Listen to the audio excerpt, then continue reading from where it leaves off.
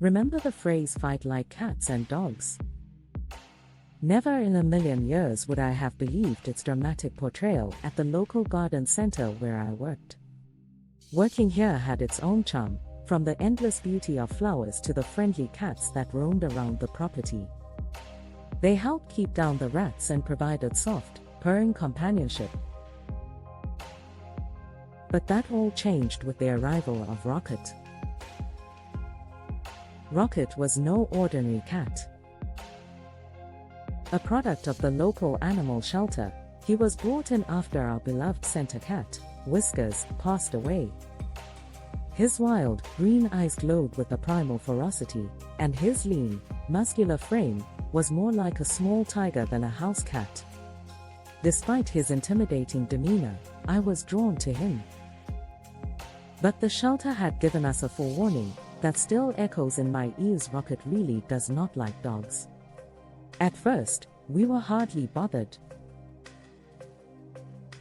After all, we weren't a pet store and dog visits were occasional.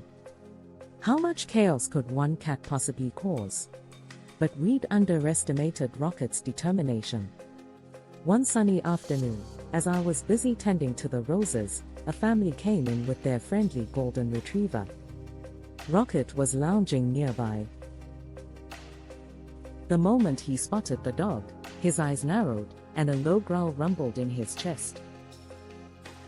Before we could react, Rocket sprang up like a jaguar, hissing, spitting, and pouncing on the bewildered dog. It felt like it was in slow motion. The garden center transformed into a wild frenzy. Adults were screaming, children were crying, and the poor golden retriever was running and yelping in terror. From that day forward, Rocket's reputation became a garden center legend. Parents started warning their children about the dog-hating tiger cat. Customers with canines started avoiding our store. The tension hung in the air, thick and suffocating. Constant fear among the staff that a dog would show up. We were faced with a difficult question. What do we do with Rocket? It was a regular Tuesday, a lull after the storm, when I saw them. A small family, complete with doting parents and a curious toddler, walked into our center. As fate would have it, they crossed paths with Rocket.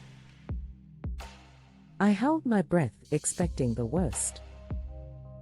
But to my surprise, Rocket sauntered up to the child, rubbed his head affectionately against the kid's leg, and purred.